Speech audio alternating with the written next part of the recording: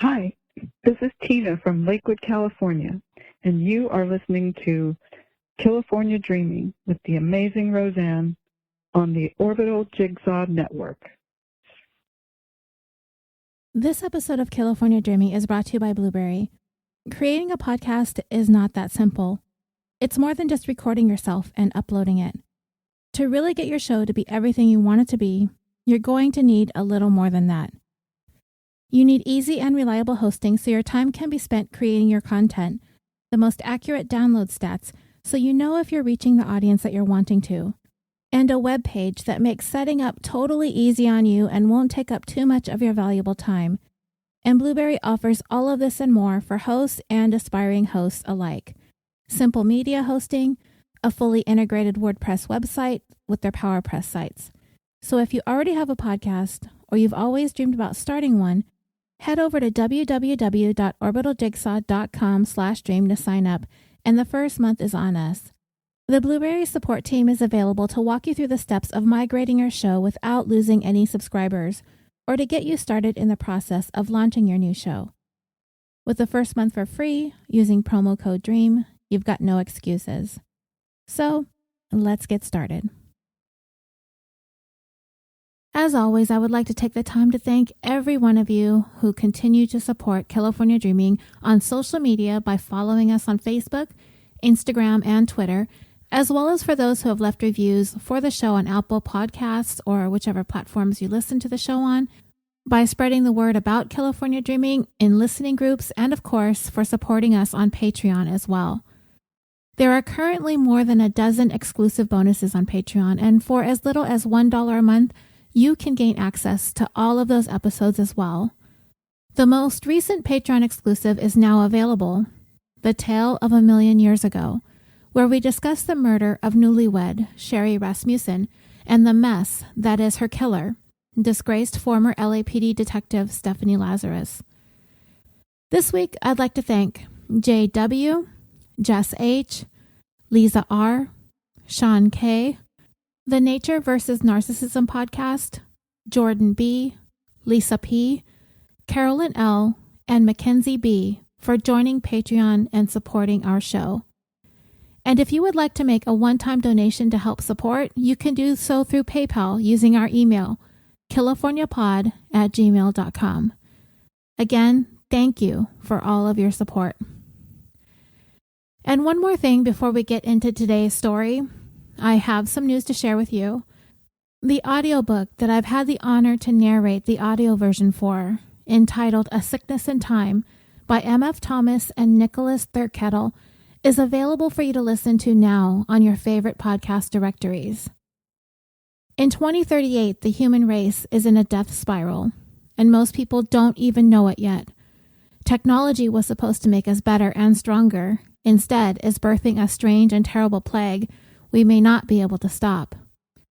When the young daughter of Josh Scribner, a wealthy tech entrepreneur, starts to succumb to the illness, he dedicates his fortune in a desperate effort to save her life. Working with a friend and celebrated physicist, Josh develops the ability to send objects back through time. Their goal is to recruit an agent in the past who might change our fatal path.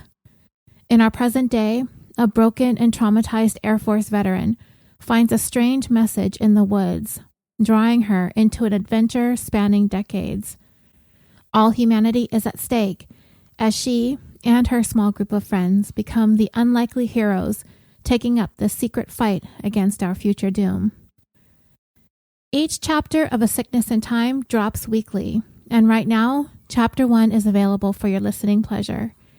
And if you enjoy the story and you have access to iTunes, you can get a free hard copy of the book autographed by the authors. To get your copy, just be one of the first 30 people to leave a rating and written review, preferably 5 stars. Email a screenshot along with your mailing address to mfthomasauthor@icloud.com. And dreamers, message me on any social media platform if you need me to provide you with the email address again, or visit the book's website at www.sicknessintime.com. Dreamers, I'm going to get a little personal for the beginning of this episode. I think I've shared with at least some of you, either here on the show or in our Facebook group, maybe in a private conversation, that for the better part of my life, I have not had the greatest relationship with my mom. I guess the best way to sum it up is I've basically spent a lifetime trying to live up to expectations, which I seem to never be able to do, atoning for mistakes I've made, even things dating back to adolescence and high school, which I also seem doomed to never be able to do, to please someone who really seems to rather not be pleased, preferring to languish in a perpetual state of contempt and bitterness, and to bend over backwards, inconveniencing everyone else in my life, mainly my daughter and my husband, to be at her beck and call any time, day or night. Otherwise, I'd never hear the end of how I treat my mother like the pond scum of my personal priority list. And if you think I'm kidding, well, all I can say is I wish I was. It used to feel like a very lonely, boxed-in place where the population of people who had troubled relationships with their mothers consisted of me and me alone. But the more I opened up about it to some of you listening or others who have interacted with me on social media, the more I realize it's actually a place more crowded than I initially thought. Which doesn't sound great, but for me, it was somewhat of a relief to know that I'm not alone in how I feel about my relationship with my mom. Mother's Day on social media is, I don't know what it is. When I scroll through and see all the wonderful posts people make for their moms and about their moms, I'm over here with my phone, crickets chirping. I go through and I like everyone else's posts and move on. Well, last month, it had been about 8 months or so since I even so much as breathed a single word to my mom. I hadn't spoken to her. I just couldn't do it anymore. But there came a time about 3 or so weeks ago that I needed to break the silence. Those 8 months were some of the freest months I'd felt in decades, to not be bound by this unspoken obligation to wait on my mom hand and foot simply because of biology. My phone used to ring 3 or 4 times a day for demands to run this errand or pick up this prescription or drive me here or fix my cable box or to yell at me about something that happened 20 years ago. Every time her name appeared on an incoming call, I'd stare at it, and I'd rack my brain for what it is I could have possibly done wrong now. And my anxiety would just take over, and it wouldn't allow me to slide to answer. I'd let it go to voicemail, hoping and praying that my phone would somehow miraculously provide me with the transcription of her message, because it almost never did, due to her heavy accent. Then, I would unfairly ask my daughter to call her for me, because I just couldn't deal with it. To not have to deal with that for 8 months was like a catharsis. It sounds ridiculous now that I'm saying this out loud, but it felt like my life had shifted into a new dimension where being obligated to things, my job or this podcast, or to my own family, my daughter, my husband, my pets, none of them felt like obligations anymore. I was tending to my life on my own terms and in my own way, and nobody was really telling me how or when I needed to be or do anything. Those 8 months were life-changing for me. But I needed to set that aside and talk to my mom. I was going through some changes in my life with my family, and I also knew that her brother, my uncle, had been hospitalized for a couple of weeks by that time, and it was becoming more and more apparent that she was going to need some support. My support, but also from myself and my daughter. We are both only children. My mom is a widow. Her own health has been declining, so it was the right thing for me to do and go and talk to her again. I told her that I did not want to continue on like this, with the not speaking to one another. But I also could not continue on with the way things were before. I just wanted to try for some semblance of normalcy. I told her, I don't want to argue about the past. I want to keep moving forward. I don't want to continue being treated and talked to and yelled at and criticized like a child. I don't want my role as mother to my own daughter to be undermined by her berating and criticizing her for the choices she makes in her life and my support of her choices. For example, my daughter recently joined a church, and a couple weeks ago she was baptized as a Christian. When my daughter told my mom she joined a Christian church, she told my daughter Christianity is for idiots and she's going to hell. Fortunately, my daughter has a deep understanding of my mother's ways and is able to let those types of statements roll off her back. As for me, and many of you know me really well, I'm sensitive, and I am more sensitive to my mom's disparagements and condemnations. So I wouldn't have even told my mom in the first place that I had joined a church. Dreamers, I didn't even tell her when I got married. And if it wasn't for the fact that I would have had to have eventually shown up with this random baby, I wouldn't have even told her that I was pregnant. But, obviously, I would have had to say something eventually. Anyway, when I finally broke the silence, she became very distraught over my uncle's failing health, as he'd been given quite a grim prognosis. She told me everything she knew about the condition he was in, and later on that same day that we had started talking again, my daughter and I ended up taking her down to the hospital to talk to the doctor because there were some decisions that needed to be made. My uncle had never gotten married, nor did he have any children, and my mother, being the eldest of the siblings, was put in charge of his affairs. The doctor at the hospital treating him was Korean and my mom is Vietnamese, and despite the fact that we were all speaking English, I still had to do the best I could to translate what the doctor was saying into words that my mom could understand. I went home that night, and I kind of felt a little bit better as a daughter that I wasn't not talking to my mom anymore. And the very next morning, she picked a fight with me. I did what I could to just suck it up and tell myself that she's not going to change, she never has, she never will, and I'm just going to have to figure out a way to cope with this the best that I can that doesn't involve shutting her out of my life completely, which I'm still working on. My uncle died 3 days later. My mom was upset and saddened, and this was the third brother that she had lost. We went to the funeral together, and more than anything else, I was glad I broke the silence in time for this. If my mom and I still weren't talking, I wouldn't have gone. I might have not even known he died. And then a couple more days after that, my mom called me at work to tell me that she fell. Turns out she messed up both of her knees, fractured her shoulder in 2 places, and had a black eye. So I'm back to getting all the daily phone calls. Pick up her pain meds. Go to the grocery store. Something's wrong with my phone.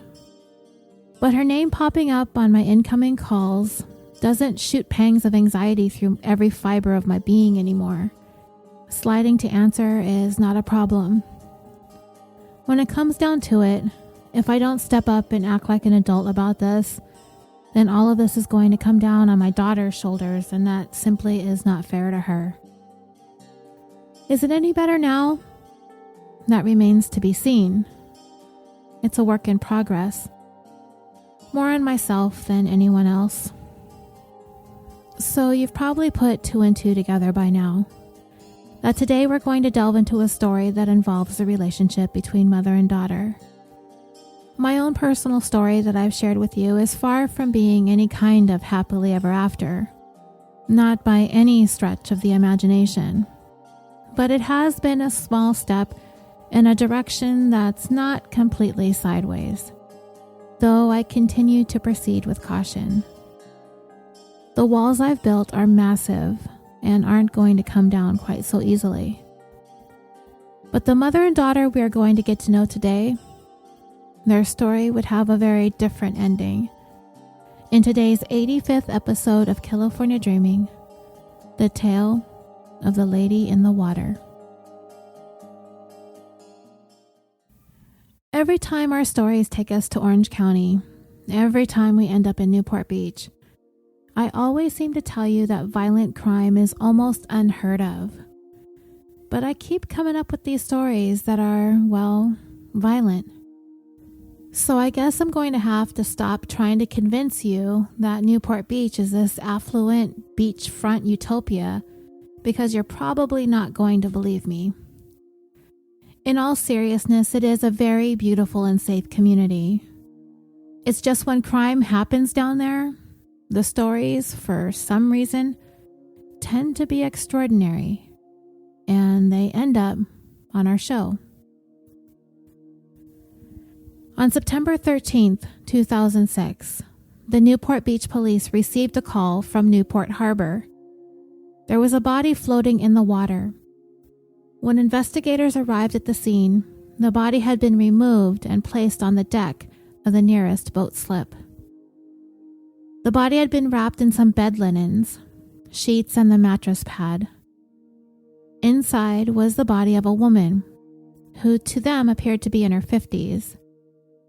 It was obvious she had been stabbed to death, and she had been stabbed a lot. And they had not a clue who this woman was.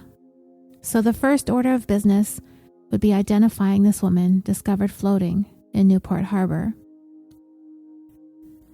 If you hearken back to our episode 65, which was the story of the murder of Jasmine Fiore, she had been murdered and mutilated in a manner that was intended to make identifying her difficult. The medical examiner eventually resorted to searching the serial numbers located on Jasmine's breast implants in order to make a positive identification. The same technique had to be done for the lady in the water. Her name was Barbara Mullenix, and at the time of her death, she was 56 years old and a resident of Huntington Beach. She worked part-time as an actress, only in bit roles and extra work, nothing that would have necessarily made her a household name. Barbara had suffered 52 stab wounds. Investigators would describe this as overkill. And this is probably the most disturbing detail of the whole story, so if you're squeamish, you might want to fast forward about 30 seconds right now. 52 was a lot of stabbing. Not only that, one of the weapons used to stab her was still embedded in Barbara, a butter knife, and it pierced straight through her eye and into her brain. It would appear as though this killing was not only personal, it was designed to torture, designed to cause her a great deal of pain and suffering, which means the individual who made Barbara this way was known to her quite well, quite intimately. So that left investigators asking, who would want Barbara Mullenix dead and why? Well, Barbara had once been married to Bruce Mullenix. The couple met sometime back in the 80s, Bruce having been attracted to Barbara's vivaciousness and outgoing personality. In an interview he gave to CBS, of Barbara, he said, "She was very opinionated. She wasn't afraid to tell somebody what she thought. To me, that was attractive. It was different. I kind of liked that. I was taken by her." Though Barbara was almost 10 years older than Bruce, they paid no mind to the age difference. In late 1987, the then 27-year-old Bruce and 36-year-old Barbara tied the knot. It would be the third marriage for Barbara and Bruce's first. Living in Oklahoma City, Oklahoma, it wasn't long before their only child, Rachael, came along. And reflecting back upon her childhood, Rachael would recall a fun, happy, loving home, stating, "I had a lot of fun with my mom. She had a wild and free spirit, fun to be around. I was spoiled. It was like Disneyland. My life was really, really, really good. Rachael described her relationship with Barbara as having been one with a special, unique closeness. According to Rachael, she adored her mom, and her mom adored her. But the marriage between Bruce and Barbara eventually began to slowly come apart at the seams. Barbara had always been a social drinker, and so had Bruce, but as time went on, the alcohol consumption began to increase in quantity and frequency. It took its toll on the marriage. Things started going south, and the downward spiral would eventually hit bottom, the marriage finally ending in divorce after less than 5 years in 2002. Bruce, really wanting a fresh start and wanting to put a little distance between himself and his now ex-wife, picked up and moved halfway across the country to Huntington Beach, California. From what I can gather from the information I found online, the split was somewhat acrimonious, and getting that divorce from Barbara, it brought Bruce a renewed measure of freedom, at least for a time. Once he was gone, Barbara struggled financially. Though Bruce was providing alimony and child support payments, it was apparently not enough for her to live independently and raise Rachael. So in 2005, 3 years after the divorce, Bruce begrudgingly agreed to have his ex-wife and daughter come out to California and live with him. His apartment was small. This whole thing would be far from ideal, but he did it anyway, as he did not want to see his daughter and her mom struggle in such a way. It wasn't going to be the most idyllic situation for either party, particularly for Bruce. But for Barbara, she immediately fell in love with California. They were in Orange County, but it's really only a hop, skip, and a jump away from Hollywood, and she had stars in her eyes. She always had this aspiration to be in TV or in the movies, and she actually made that happen for herself, to an extent. She found work as an extra, along with some walk-on roles. It was really a dream come true for Barbara, and she was enjoying every minute of her newfound career. The move to California was the perfect thing for her at this time in her life. But Barbara's life would be violently cut short when she was so viciously stabbed more than 4 dozen times and dumped into Newport Harbor, one city over from where she resided with her ex-husband and now teenage daughter. Not only had Barbara been stabbed, it seemed as though she had been stabbed with as many as 3, possibly 4 different knives, including the one that I mentioned that had remained embedded in Barbara's eye. What's more, her killers took some time as they went about the process of disposing of Barbara. She had been wrapped up in those sheets and mattress pad. That led investigators to surmise that Barbara was attacked and stabbed while she was asleep, or at the very least, in her bed. From there, she was placed in a cardboard box that had once been the packaging for a television, and this cardboard box had been taped up with duct tape. Of course, the box didn't hold together once it had been tossed into the water, quickly falling apart. Its contents, Barbara's remains, having been expelled, left floating in the harbor until someone made the grim discovery. Well, now that investigators were able to uncover Barbara's identity, that solved one major issue. But they quickly began wondering, why had Barbara Mullenix not been reported missing? The next place they needed to go was to the Mullenix's apartment. Those sheets had them believing that she was killed on a bed. Could that bed be inside that apartment? They made a beeline over there, knocked on the door. No answer. Nobody home. No matter. In short order, they had a search warrant in hand, signed and sealed, and let themselves in. First entering into the apartment, things appeared to be in good order. Nothing that indicated a crime, much less a violent crime, had taken place. At least not in the area where one first goes into the home. But a bedroom upstairs revealed a much more chilling scene. and it quickly became clear that this was the place that Barbara's life had been snuffed out. There was a bed frame in the middle of the room, its components broken down, left onto the floor. But there was no bed, no mattress, no box spring, no sheets, blankets, nothing. Once the crime scene investigators came through, they would find blood spatter on the walls of the bedroom, despite the obvious fact that someone had worked fastidiously to clean up the mess that had been made by the bloody attack that had taken place. All of this put together, the crime scene, the ferocity of the killing, the cleanup effort, all of this gave credence to the investigators' belief that the killer and Barbara were known to one another.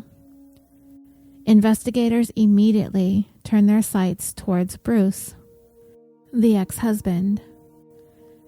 He understood the need to look at him first, acknowledging that the ex is typically at the top of the list when it comes to suspects. The fact that they had had somewhat of a strained relationship, a difficult split, and not to mention the fact that they had been living together, essentially as roommates at the time of Barbara's murder, were all legitimate reasons for him to be questioned about his possible involvement. But Bruce wasn't around. Investigators had no idea where he was, and this fact only fueled the suspicion of him. Could he have done this killing? Dumped Barbara's body in the harbor and absconded? Yeah, he could have. Investigators immediately began attempting to track him down, though it would not be a long, drawn-out search. The day after Barbara had been found floating in the water, Bruce reappeared back at his apartment. Detectives were there waiting for anyone to show up, as Rachael, their daughter, had not been around either. Bruce explained that he was out of town on business, and over the last couple days he was unable to get in touch with either Barbara or Rachael, and he grew quite concerned, so he cut his business trip short and headed home. That's when he was made aware of the horrifying scene that the inside of his apartment had become while he was gone, along with the news that his ex-wife had been killed there. And when detectives informed Bruce that his wife had been murdered, to them, he didn't react in the way they thought or expected that he would. He seemed calm, overly calm. But you know, dreamers, they are looking hard at this man. The simple explanation is usually the right explanation. The ex-husband is usually the one with the biggest motive, means, and opportunity, especially since they live together. So naturally, they're looking for signs and red flags when speaking to him. A calm reaction doesn't particularly stand out to me. It's not as though he walked in on a shocking scene. He wasn't the one to make the terrible discovery, nor was he the one that needed to make any kind of panicked 911 call. He had already sensed that something was wrong before he got there, because he couldn't reach Barbara or Rachael. He wasn't exactly having the easiest time living with Barbara either, and by the time she was killed, they had been at least 4 years removed from their divorce, and the relationship prior to that was rocky anyway, so they weren't necessarily all that close at this point. Bruce was probably trying to absorb everything that's being dumped on him in that moment. So the calm reaction from seeing Bruce in interviews on TV, it seems like that's his default. He appears calm, thoughtful, but detectives saw it as suspicious nonetheless. The situation with Bruce, Barbara, and Rachael was, for lack of a better term, dysfunctional at best. According to Rachael, her parents fought regularly, usually over money. Barbara would tell Rachael that her dad was a big spender and claimed that her mom told her that he was eventually going to have Rachael out walking the streets to earn money in order to earn her keep. If things were so bad, money was so tight, and the relationship between the exes was so volatile, then why in the world would Bruce have agreed to have Barbara and Rachael come to California to live with him? Well, according to Bruce, Rachael pleaded with her dad to let them move there, and he just couldn't turn his daughter down. And as bad as things got between Bruce and Barbara, it seemed that Rachael was dealing with her own set of issues at school when it came to the nature of her home situation, namely both Barbara and Bruce's love-hate relationship, not with each other, but rather with alcohol. Rachael explained in her interview with CBS, "I was known at school as the girl with the alcoholic parents." She claimed both her parents were drunks, but Mom was one of those types that would be described as a mean drunk. And soon Rachael herself, as a teen, began hitting the bottle as well. She would claim it was a way of coping with her parents' contentious relationship, to numb herself, to escape. Eventually, she began cutting herself as well. And at least one of her friends, Kelsey Douglas, would confirm Rachael's home life was intense. But in spite of that, Rachael did everything that she could to win her mother's affections, telling CBS she tried really hard to please her mom, and when she couldn't, she just cried. It just really made her upset. I never heard her say anything bad about her mom. She loved her mom. She really did. What was Kelsey's opinion of Barbara? Though never physically abusive, the way she knew Barbara to have treated Rachael, to her, it amounted to emotional and mental abuse. But to Rachael, she understood why her mom behaved the way that she did. She knew her mother had a tumultuous upbringing and early life. Barbara, at the age of 15, had been sexually assaulted, which I don't have to tell any of you can be devastating, overwhelming, enduring, and permanently scarring. Rachael knew and understood this, so she really wouldn't blame her mom for acting the way she had been towards her. And when Rachael was the same age as her mother when she was assaulted, Rachael came with the news that she was, in fact, pregnant. She eventually went on to terminate the pregnancy, but considering what Barbara herself had gone through in her teen years, she was understanding when Rachael was going through this. She wasn't angry. She stood by her daughter, supported her, loved her. But according to pretty much everyone who knew Barbara, she had a very short fuse and a raging temper. Having been made aware of this detail of Barbara's personality, detectives pondered the possibility that Barbara's drinking caused the tension in the home to boil over, and Bruce had just simply had enough. He lost it, and he stabbed his ex-wife. Well, that theory, as it would turn out, wasn't going to hold any water for very long. Remember, Bruce had told detectives that when he arrived home, he had been out of town on a business trip during the time the murder had taken place. And his alibi, his whereabouts, were easily confirmed. He was not in Huntington Beach when Barbara was killed. He was a few hundred miles north in central California. With that, detectives had to begin to look elsewhere. So, if not Bruce, then who? The more investigators learned about the goings-on within the confines of the Mullenix home, they soon came to discover that Rachael had recently become involved in a relatively new love interest, a young man named Ian Allen. He was 21 years old at the time he became involved with Rachael. She was only 17, and she was madly in love with him. And before long, all of Rachael's time, energy, and attention was directed towards Ian and only Ian, leaving Barbara feeling abandoned, lonely, and unimportant to Rachael. Her daughter was 100% all about her boyfriend, leaving everything else in the dust, Mom included.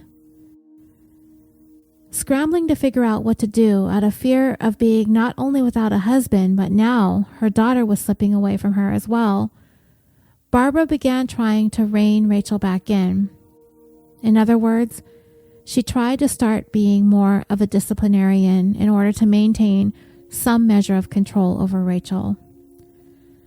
Going from being a spoiled kid with not much in the way of rules or being told what to do, to suddenly having her mother expect her to abide by some new rules that she had come up with in order to put some space between Rachael and Ian, this just wasn't going to fly with Rachael. Problems began to manifest between mother and daughter. Big problems. When Ian first began coming around, Barbara seemed to take kindly to the new young man in her daughter's life. He would come over and help out with some of the household duties as a sort of a way to be able to be around the home, to hang out in a way that Barbara would be okay with. But as the relationship began to grow into something more serious and intense, Barbara seemed to feel like she needed to step up her game in order to vie for Rachael's attention. But only to a point. It became more of a matter of attempting to put some parental controls on the young couple. Once Barbara sunk her teeth into their relationship, she hung on like a rabid animal. And if you recall me telling you about Barbara's quick and sharp temper and her penetrating manner in dealing with things, Ian began to see a different side of Barbara.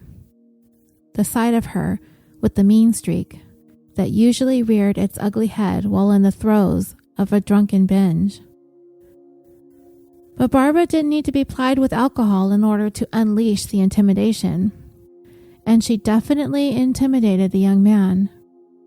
But not enough to keep Ian away, as before long, the young couple became engaged. But with her mother looming, attempting to lord over her relationship with Ian, Rachael wanted to ensure that her mother would not do something drastic in order to drive them apart. At the heart of this was the age difference between Ian and Rachael.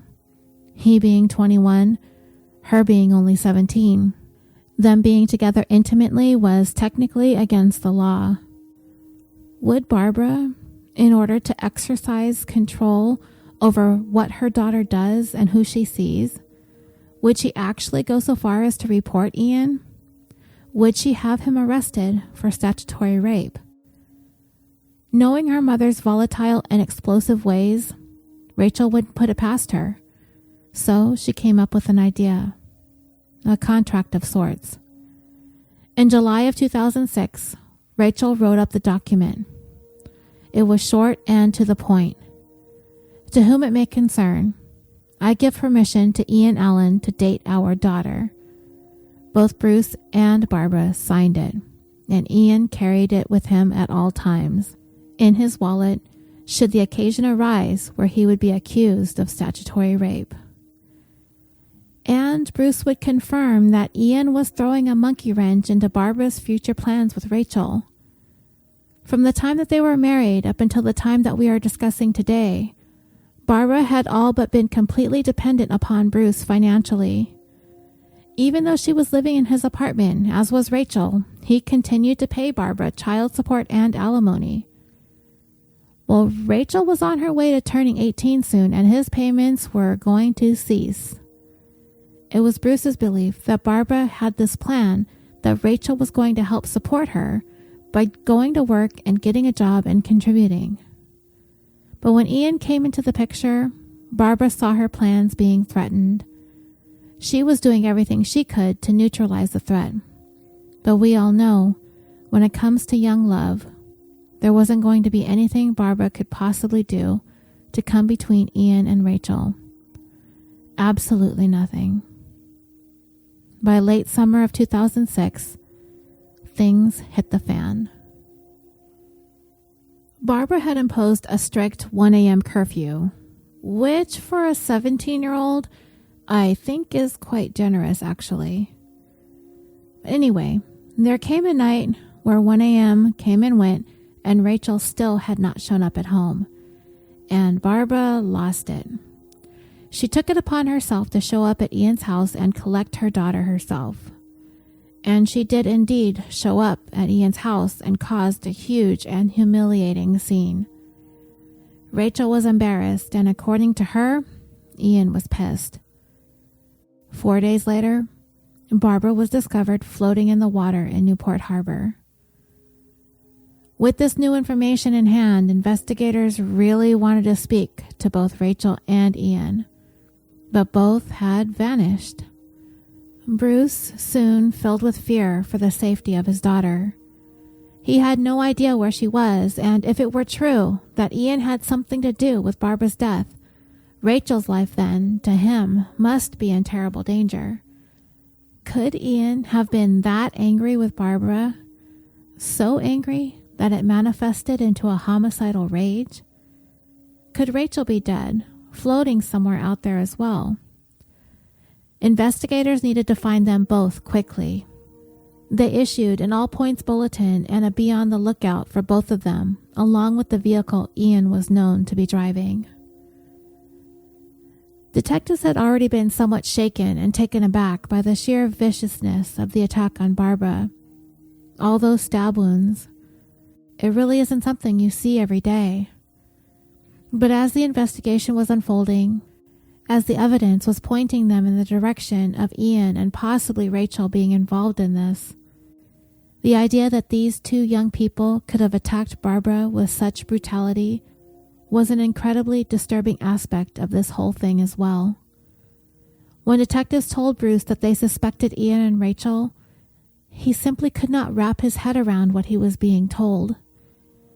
Neither Ian nor Rachael had been seen since Barbara's body had been discovered, and it was their belief that if they were to find one of them, they'd find both of them. And Rachael had not made any attempt to contact her dad either. A search warrant was executed at the home where Ian resided. A look into his computer activity revealed that several hours after the time that they believed Barbara had been stabbed to death, a search for directions had been made, and those directions had been sent to the printer. Someone was looking to head to Tampa, Florida. Fortunately, neither Ian nor Rachael are professionals at anything they are trying to do here.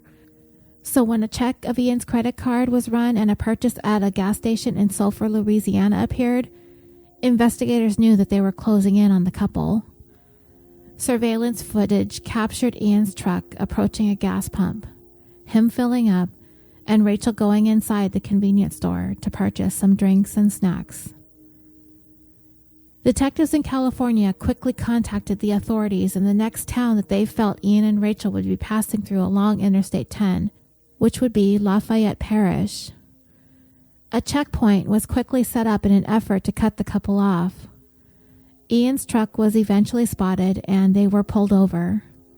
Both of them were ordered out of the vehicle at gunpoint. They were made to lie face down on the pavement. They were handcuffed and taken into custody without incident. As Rachael recalled it, that was a very scary situation, treating me like I'm some criminal. You think? Within 2 days, Orange County detectives were in Louisiana. Ian and Rachael had some splaining to do. In Rachel's interrogation, she was told that she was under arrest for the murder of her mother.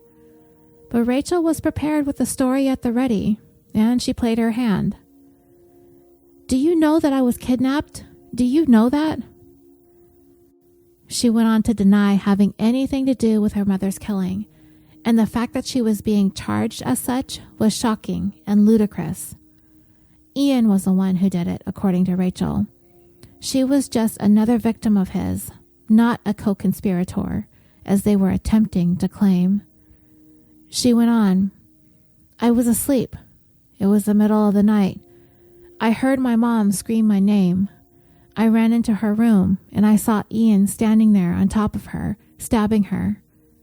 I tried to push him off and he pushed me off and knocked me out." Rachael claimed to have sustained a head injury serious enough for her to have lost consciousness. And from there, she said she couldn't remember anything until she came to sometime later. She found herself in a motel room. Ian had kidnapped her. He tied her up, gagged her, and brought her to this motel. Police contacted the motel that Rachael claimed Ian brought her to, but there was no record of either one of them checking in there. And when Rachael was examined by a physician, no such head wound was apparent, nor were there any other injuries anywhere on her body that indicated that she had been in any kind of physical altercation, nor were there any injuries that showed that she had been bound. Investigators were quick to call BS on Rachael's kidnapping story. Though that was her story and she was sticking to it. When it came to her mother's murder, she could only stand by, powerless to stop Ian from plunging his knife into her mother over and over. Horrified at what she had just witnessed, she was next forced to be an unwilling participant in the cleanup, the cover-up, and the disposal. Ian also came up with the idea of taking and getting rid of her mother's clothing and other personal belongings to make it look as though Barbara packed up and went somewhere on her own. Did she pack her mattress too? Because that would be kind of a weird and awkward and difficult thing to take with you on a trip. To complicate matters even more, Barbara Mullenix lived her life in such a way where if she were to randomly go missing, nobody would actually really take notice, at least not immediately. She didn't seem to have much in the way of a steady social life where she'd be missed by her girlfriends. She didn't have a steady job to report to, so alarms wouldn't be raised that way either, nor did she interact with the neighbors with any type of regularity. With Bruce out of town and her daughter, that situation. Knowing all of this, then perhaps Barbara not having been reported missing isn't all that surprising after all. And once investigators got one look at Rachael in the surveillance footage at that gas station in Louisiana, it was clear to them that she was in no way being held against her will or under any kind of duress. As Ian had gone inside too to use the ATM, Rachael was there perusing the aisles of the store, totally and completely on her own free will. And when she is seen going back towards where Ian was standing, she did so in a very tender, affectionate way. She was told they saw her in this video, and they took her to task about it. If she was so afraid for her life, being held against her will, how is it she appeared to be so calm and so much at ease? Why did she not surreptitiously seek out help from the gas station attendant or try to quietly pass a note on to someone that she needed help? Her answer? Nobody knows what they're going to do in this situation. Nobody. And I was scared. I didn't know what he was going to do next. Again, investigators called BS. They are not buying the story Rachael was spinning that this was her attempt to placate Ian, to try to keep him from losing his temper, to keep him calm. To further bolster her story, she claimed that Ian was able to keep her under control by using a gun that he had brought with him from his house. He used it to threaten her life, and she had no choice but to comply. But investigators again discovered evidence to completely contradict that statement.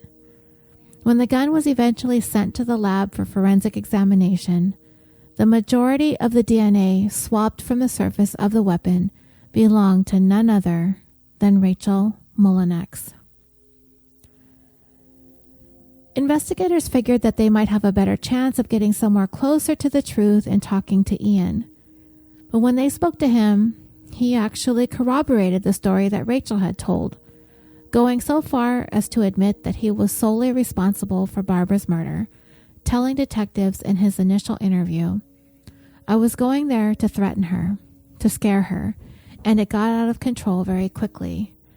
I held the knife right to her throat and she started screaming, 'Rachael, Rachael, help me. He's trying to kill me.'" And this naturally led to the next line of questioning. Why? What reasons would Ian give for wanting Barbara dead? Well, he never really would say, but investigators came to the conclusion based on the information they uncovered that it was all done at the behest of Rachael. She was telling him bits and pieces of what was going on with Barbara, what she was going through. Some of it included morsels of truth. Some of it were flat-out lies. After that visit Barbara had made the night Rachael failed to come home by curfew, the manner in which her mother conducted herself, having caused a scene at his home, that gave Rachael everything she needed to convince Ian that her mom was hell-bent on making his life and his family's life a nightmare. And he pretty much told the same story that Rachael told. In essence, he was taking this bullet for Rachael in order to protect her, telling the detectives she didn't need to be locked up or anything. I made her come with me, so if I can get her back home to her dad, where she belongs. But detectives and now the prosecutor who had been assigned to the case saw Rachael for exactly what she was. A manipulative woman who used Ian Allen, and now that she found herself in hot water over the murder of her mother, he was essentially useless to her, and she had not a problem throwing him under the bus because she simply had no use for him anymore. He did what she had manipulated him into doing, which was helping her rid her life of her mother, and now she was going to throw him to the wolves in order to save her own skin, because to Rachael, people, even people who loved and cared about her like her own mother, people like Ian, everyone is disposable as far as she's concerned. And they become disposable when they are no longer of use to her. As far as the prosecutor assigned to the case was concerned, she believed Rachael Mullenix to be one of the most manipulative sociopaths she had ever seen in her career prosecuting criminal defendants. And not only does she believe Rachael had a hands-on participation in the killing of her mother, it was an attack that she took the time to plan and set in motion, an accusation that Rachael would vehemently deny. Even though she had been caught lying about being kidnapped, this, Rachael insisted, was the truth. She had not a hand in Barbara's death. Why should she be believed? Well, according to Rachael, really look and evaluate the evidence. They have no proof that I killed my mom because I didn't. One look at Rachael, it may not be that easy to believe that the seemingly sweet, soft-spoken teenager conspired with her boyfriend to kill her mother, the woman that Rachael would describe as a vital, central figure in her life. Would a jury believe this? Hard to say. But Rachael would have the chance to plead her case, as both she and Ian were headed to trial, albeit separately, for the murder of Barbara Mullenix. By 2008, trials for both Ian and Rachael were looming, and Rachael continued to push the narrative that she was under the complete control of her then boyfriend, stating, "Ian was the biggest mistake of my life. He was abusive. It was like I was property, and somebody was hurting his property or threatening to take his property away. It just was not going to happen." With the complete and unwavering support of her father Bruce behind her, Rachael would face trial first. What would the jury see before them? At that point, Rachael was still only 19. Was she this sadistic killer who helped take a knife to her own mother 52 times? Or was she the abused and ill-treated property of Ian Allen, who was helpless to stop him from stabbing her mother, forced to go along with him on the cover-up and disposal? The prosecutor painted a very unflattering portrait of the pretty teenager who sat across her from the defendant's table. Rachael Mullenix is an active participant in her mother's murder. She is no typical 17-year-old. This one is 17, going on 42. And Rachael's attorney, for his part, at first, he took on the case with the hopes that Rachael was innocent of all the allegations against her. But the more information that came out about the case against his client, the more he realized that he had a problem on his hands. At the very least, he knew that she was guilty of being an accessory to murder after the fact. The evidence of that was clear and concise. There would be no arguing his way out of that one. As for the actual murder itself, he would argue that was committed by Ian Allen and Ian Allen alone. But the fact that the jury would come to know and understand that Rachael participated after the fact, that was going to be a devastating blow to the case that he would make for Rachael's innocence. He was going to have to stand before these jurors, face them, and try to explain how it was that his client helped her mother's killer clean up, conceal, and destroy evidence, and dispose of Barbara in the manner in which they did, by unceremoniously dumping her into Newport Harbor. The prosecutor had to come out swinging. The crime scene cleanup was extensive and took a really long time, especially getting rid of that mattress that they killed Barbara on. The thing had to have been completely saturated in blood, and they had to get that out of the apartment. And they took it to a location not far from the apartment itself, along with the box spring, and set it ablaze. What was left of the mattress and box spring was recovered shortly after the investigation into the case had begun. This was a task that required the concerted efforts of 2 individuals. They had a huge mess on their hands, and they worked together to clean up and cover up. And how is it the prosecution knows that it was Rachael who was a willing participant in the cover-up effort? Well, found on a nightstand in Barbara's room was a sponge. The sponge was yellow, and it clearly had blood on it.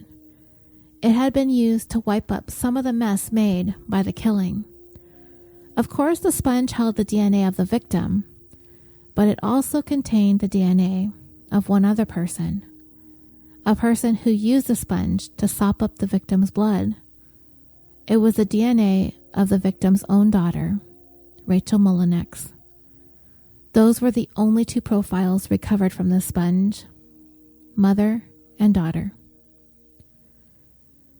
But the one hurdle the prosecution had was that they really didn't have any definitive pieces of evidence that tied Rachael to the actual killing itself, any part of it, as a matter of fact. They had no clear-cut evidence that she helped plan the killing, setting the plan in motion, and physically taking part in the stabbing of Barbara. So is it possible that Rachael is to be believed? That the planning and execution of this murder was carried out by Ian Allen alone? Detectives and the prosecutors would say no. One look at the text message thread between Rachael and Ian leading up to and following the killings speaks to Rachael's complicity, and the detective on the case having said, "Not if you read all the text messages, no." In the 3 days leading up to the murder, there were over 460 messages from Rachael to Ian's phone. And he would point to one specific message from Rachael to Ian as being demonstrative of Rachael's participation in the plan. It read, "We have 2 options, run or Tuesday. Or there's another option. You can come over and apologize to my mother." The key words here were run or Tuesday. Tuesday stood for the plan they had made, the plan to be carried out on Tuesday. The plan being Barbara's murder. Ian would not be coming to apologize to Barbara, and they would run, and they would also carry out their Tuesday plan. Barbara was murdered on a Tuesday. And how did Rachael explain away this damning text message? Typo. This message simply contained a typo. She meant to say run on Tuesday, not run or Tuesday. Her only plan was to run away from home. If Ian had other more nefarious plans in mind, she was completely unaware of it. Ultimately, of course, it's going to be up to the jurors to decide what they make of that text message. Innocuous typo or code words for murder. Her defense attorney knew that they were going to need to hear more than just him explaining away all of these circumstances pointing at Rachael's guilt.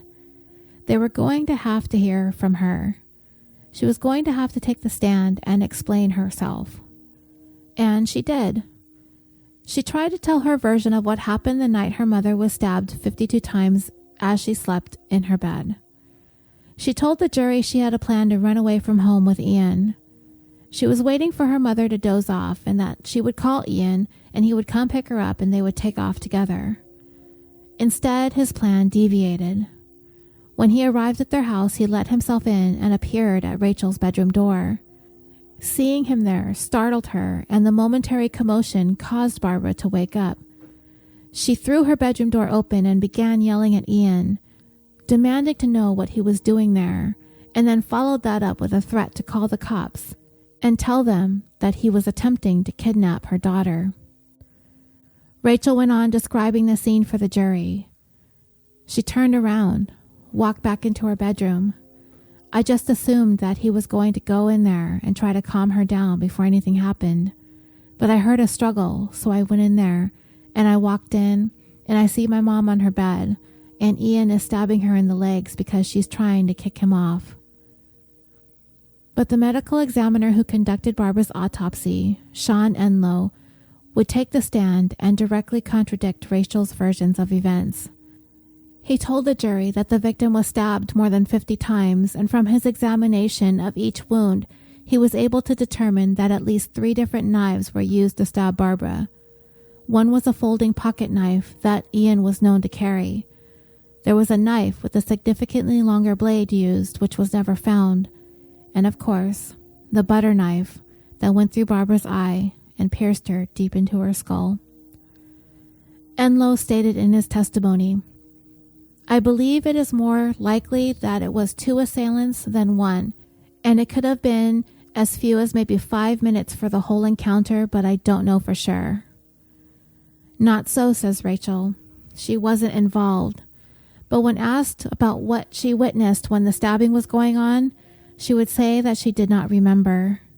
When she was asked how or why it was that a single assailant would be using 3 different knives, Rachael had no idea. She blanked on the whole thing out of fear and terror, and her mind was consumed with trying to pull Ian away from her mother. And she would say that she tried mightily, but it was all in vain. Rachael had participated in the interview with CBS as well, and she was peppered with provocative questions. How did you manage to not get 1 single cut on you if you were really trying to fight Ian? Well, he wasn't trying to stab me, he was trying to stab her. You don't know that she's dead. Maybe there's a chance to save her. Did you try to call 911? No. Did you take her pulse? No. Did you try to run for help? No. Rachael would say she was under the forceful control of Ian, who threatened her with a gun. But the prosecutor believed that there were countless opportunities that Rachael had to have either run for help or called for help, and she did neither. As a matter of fact, after Barbara was dead, Rachael stayed at home in the apartment alone while she waited for Ian to dispose of evidence. It took him 4 hours to get rid of all of the incriminating evidence. All the while, Rachael sat at home, waiting. According to phone records, Rachael picked up her phone during that time once and made a single phone call. She didn't call Bruce. She didn't call police. She didn't call 911. She called Ian. And she sent him a text to tell him that she loved him.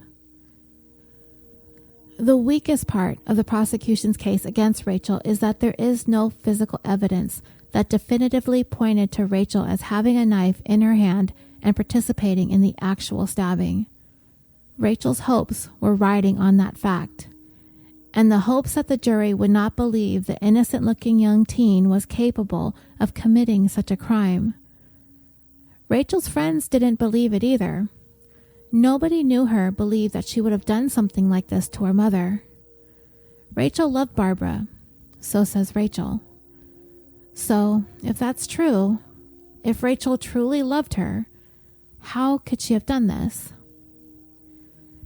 CBS had a child psychiatrist take a look at Rachael's case and the trial, as well as an expert that the defense called, who diagnosed Rachael as having borderline personality disorder. The psychiatrist absolutely believed that Rachael loved her mom, and when she says it, it's true, and it's heartfelt. But on the flip side of that, Rachael also carries with her a tremendous amount of hate for her mother as well, especially when Barbara would do things that exasperated Rachael. Rachael would be prone to behaviors indicative of impulsivity, destructiveness, and self-destructiveness without any concern for the future, for the long term. People with borderline personality act in the moment, and they are often overwhelmed with fears of abandonment. Rachael was driven by the fear of losing Ian, and she was on a path to do whatever it took to not allow that to happen, even if it meant ridding herself of the one person who was trying to stand between them. Barbara. Rachael was willing to murder in order to keep Ian in her life. The investigators and the prosecutors on this case brushed aside all of the psychobabble. There is one and only one word needed to describe Rachael Mullenix: evil. The detective on the case even said she was hands down the most evil teenage girl he'd ever encountered in his life. And the fact that Rachael being so young, it was actually terrifying how criminally savvy she really was and is. The prosecution meticulously laid out their case against Rachael, and much of the following that I'm going to tell you from here on out comes from the actual court documents related to the case. Barbara's murder was described in graphic details: how she was stabbed, how the knife was still embedded in her when her body was discovered in the harbor. Ian's folding knife was found wrapped with her body in the bedding. They recovered the cardboard box that Barbara was placed in. It had been sealed up with duct tape, and Rachael's DNA was found on that tape. The jury was told how Rachael's relationship with Ian started and how it evolved. Her parents did not approve of their relationship because of their age difference, and Barbara had at one point threatened to file a report against Ian for statutory rape. After that, Rachael had both of her parents sign the agreement that she was allowed to date Ian Allen, but things would continue to be contentious between Rachael and her parents, all of it having to do with Ian. Neighbors had reported on at least one occasion that Rachael and her mother were witnessed arguing in the parking lot of their complex over Rachael trying to leave with Ian. Rachael's dad, Bruce, testified that most of the fighting between Rachael and Barbara was over Ian. He also told the jury that Barbara was an alcoholic, and when she would drink, she was verbally abusive towards Rachael, to the point where police needed to be called on a number of occasions to intervene. A neighbor from back when Rachael and Barbara lived in Oklahoma testified that they had contacted police in 2002 because Rachael had come pounding on their door telling them that her mother had attacked her, and they had seen a bite mark on Rachael's back. As these neighbors were speaking with Rachael, her mother showed up soon afterwards, and she was clearly drunk and angry. Rachael later admitted to the investigators on that case that she made up the story, that her mom had attacked her. In 2004, Rachael and Barbara were living in Tampa, Florida. A Tampa sheriff's deputy was called to testify to a 911 call he had responded to. There was a report of an aggravated assault at Barbara's residence. When he arrived, he encountered Barbara crying, nervous, and upset, and she was, for the most part, uncooperative. He took down her name, and she indicated that she had been attacked by her daughter, who was not home at the time. Barbara provided him with her cell phone number, and he called her, and she told him, yeah, they fought, and she left. That was it. And she proceeded to hang up on the deputy and refused to answer his follow-up calls. The deputy did file his report with the county prosecutor, but charges were never levied against Rachael. The jury was told about the incident where Rachael had failed to meet her 1 a.m. curfew, and Barbara responded by showing up at Ian's house. Barbara woke up Ian's mom and harangued Rachael in front of her and Ian, accusing Rachael of being on drugs before making her go home with her. It was at this point Rachael was forbidden to see Ian anymore. This was 4 days before the discovery of Barbara's body. Entries from Rachael's diary referring to the incident that night at Ian's house were presented in court. She wrote, "We woke up at 1:20 at his house and rushed out the door. And when we opened the door, my mom was standing there. I was humiliated. I wanted to die right there. Before this happened, like a week or so ago, my mom showed up at his job and got him fired. I wish she could just let me be happy." On September 10th, 3 days before Barbara's body was found, Rachael wrote, "She's crazy. She threatens me every day, all over Ian. Either she's threatening to do something to me or him, and it's constant. I have HPV, stage 1, which is a common STD amongst teens and 20-somethings, though now there's a vaccine for it. She's saying she is going to Ian's mom to tell her about it. What bullshit. She has no right. This should be my decision to tell someone that, not hers. She's such a bitch. One day she will threaten the wrong person and they will beat the ever-living shit out of her. In another entry, Rachael wrote, Life and death. Life, death. What does it mean? Some people get great lives, and some people, well, do you know what the kids with bad homes do? They cut, do drugs, commit murder, burn themselves, cause harm to others. They say turn to God. Give me a break. God does not control life, and he does not control death. So try to survive in this horrible world, life and death. On the 8th of September, Ian requested 2 days off of work, the 12th and the 13th. That would be the following Monday and Tuesday. He told his boss that he needed to help either his girlfriend or her mom, that one of them was moving and he was going to help, but the boss couldn't quite recall which one Ian said he was going to help. On the 11th of September, Ian attempted to call a friend of his, Ryan Wofford. They did not get in touch with one another until the following day, Monday the 12th. He told Ryan that he was going to a party at his boss's house, and he wanted to know if he could give him and Rachael a ride home sometime between 2 a.m. and 5 a.m. on the following morning, Tuesday the 13th, because he and Rachael planned to drink and would not be able to drive. His friend told him that he couldn't do it, but Ian persisted and offered up gas money. Ryan finally relented. On Tuesday, September 13th, sometime between 3 and 3:30 a.m., Ian called Ryan a number of times to see where he was at. Ian directed him to a street corner in the city of Corona del Mar. When Ryan arrived at that intersection, both Ian and Rachael were waiting for him. He found it odd that neither of them appeared to have spent the evening drinking, and what's more, for the entire ride home, Ian repeatedly instructed Ryan to slow down, that there's lots of cops around, and they didn't want to get pulled over. He dropped both of them off at Rachael's apartment. Barbara's Volvo was later discovered parked just a couple of blocks away from where Ryan had picked Ian and Rachael up in Corona del Mar. A neighbor who had a common wall with the Mullenix apartment was awakened from sleep sometime between 2 and 3 in the morning.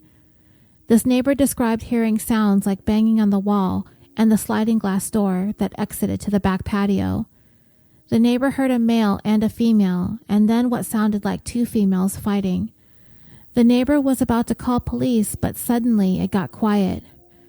Another neighbor was awakened around the same time in the morning, this time by what sounded like a screen door being slammed shut. Then this neighbor heard a noise that sounded like a box being dragged along the pavement. He next saw 2 individuals near Barbara's Volvo, and he knew one of those individuals to be Rachael. The other, he did not know who it was. He witnessed one of them close the back door of the Volvo, as it was a station wagon, and they got into the car and drove off. Then at approximately 7 in the morning, the same neighbor witnessed Ian leave the apartment complex with several trash bags in the bed of his truck. Bruce, out of town at the time on business, tried to call both Barbara and Rachael sometime on the morning of the 13th, though he was unable to reach either one of them. At approximately 9 a.m., Ian arrived at his work site and asked if he could throw away some stuff in the company dumpsters. According to one employee who encountered Ian that morning, he looked as though he was sweating a lot and doing some hard work. This employee proceeded to help Ian dispose of several black trash bags. Investigators were able to recover those trash bags that Ian threw out, and among the items they found included Barbara's purse, her wallet, identification, checkbook, credit cards, makeup, and other various personal effects. At 11:49 a.m., Ian used Barbara's ATM card and withdrew cash from her account. A few hours after that, he used her card again to purchase gas along Interstate 10 just outside of Indio, California. That same morning, a call was made reporting a small fire near some railroad tracks in Huntington Beach, just a quarter mile away from the Mullenix residence. Firefighters arrived at the scene and extinguished a mattress and box spring that had been set ablaze. This mattress and box spring belonged to Barbara Mullenix. A search of the apartment revealed nothing out of place anywhere except for Barbara's bedroom. Blood was discovered on the head and footboards of the bed, the walls, the mini blinds, both nightstands, and on the carpet. Of course, the mattress and box spring were missing, and the bed frame had been broken down. Blood was also discovered in the hallway, near the stairs, on the landing wall, and on the front door. A box of latex gloves was sitting on the kitchen counter. A bloodied yellow sponge was found in the bedroom as well. All of the blood was tested and matched to Barbara, but the sponge contained the DNA of both Barbara and Rachael. I have already gone through how the investigators tracked Ian's credit card to that gas station in Louisiana and how they subsequently arrested the couple in Lafayette Parish on September 15th, 2 days after Barbara's murder. They were soon extradited back to California. When Rachael was being booked into the Huntington Beach jail, she told the officer booking her that she was in fear of her ex-boyfriend, referring to Ian, of course, who I guess now is her ex. She repeatedly asked them to promise her that they weren't going to let him do her harm. 30 minutes later, in what was a setup to see what these two would do, detectives arranged for both Ian and Rachael to be placed in the back seat of a patrol car. Inside the patrol car, a recording device was hidden to capture any conversations the couple would have. On the recording, Rachael told Ian, "If you go to prison and I get out, I'll wait for you." She asked him, "Did you tell them you kidnapped me?" He answered, "They did not buy that for 1 second." She suggested that he plead insanity while assuring him this, "I don't hate you. I'll never hate you. I'll love you till the day I die. Do you understand that? If I make bail and get out of this somehow, I'm going to change my identity and change my appearance, and I'll come see you." And numerous times throughout the recording, the device captured both Ian and Rachael telling each other, "I love you." Text messages between Ian and Rachael were presented to the court. Rachael's text message activity directly contradicted her testimony that she had gone to sleep on Monday, September 12th, around 10 p.m. Ian's phone had received a whole string of text messages from Rachael's phone, including one at 10:15 that said, "I think my mom went to bed." He answered, "That's good. It must be quiet." The texting never stopped between the two up until 1:45 in the morning. Rachael sent a text that read, "She woke up and she locked her bedroom doors. Ian, I don't care what I have to do in order to be with you. Nothing's going to take you away from me. Let's text for now and give my mom time to fall asleep." The couple would exchange no text messages between 1:45 and 6:28 a.m., at which time Rachael's texting activity picked back up again when she texted him, "I love you." He responded back, "I love you." At 6:32 a.m., Rachael texted, "Are you in trouble?" He answered, "Nope."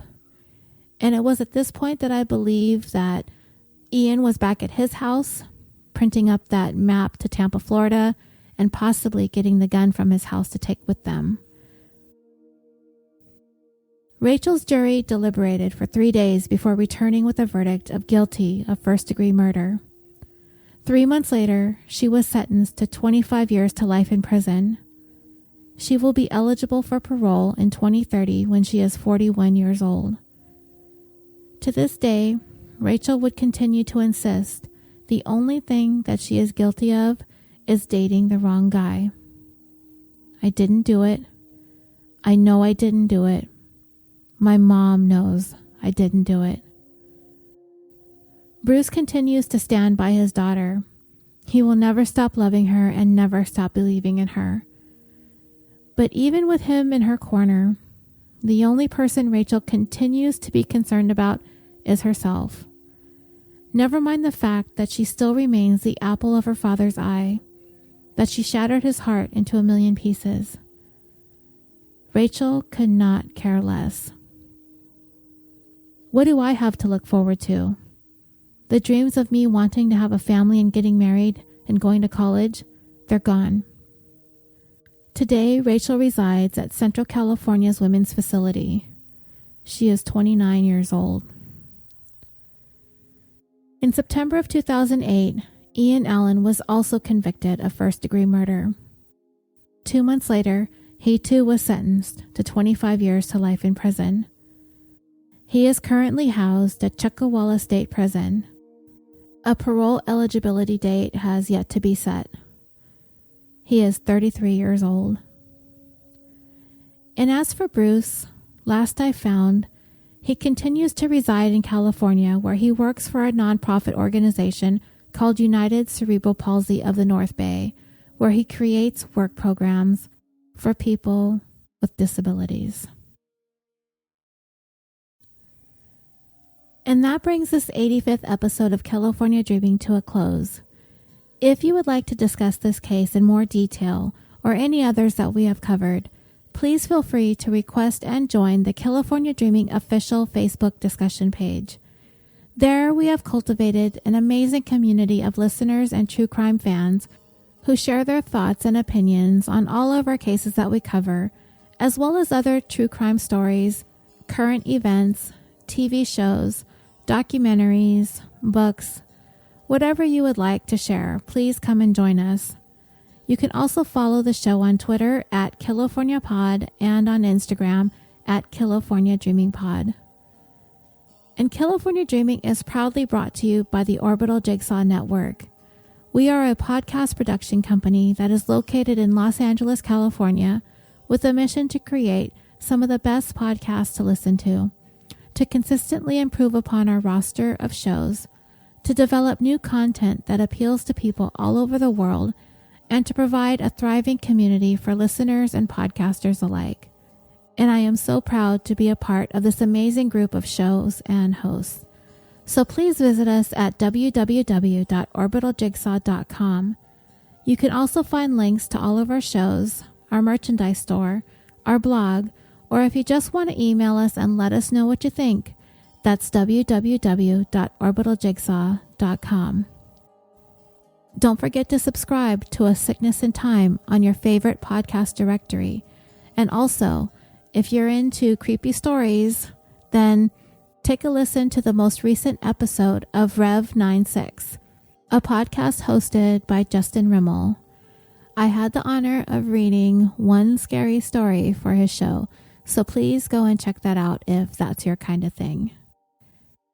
Thank you again so much for listening. I am your host, Roseanne, and until next time, sweet dreams.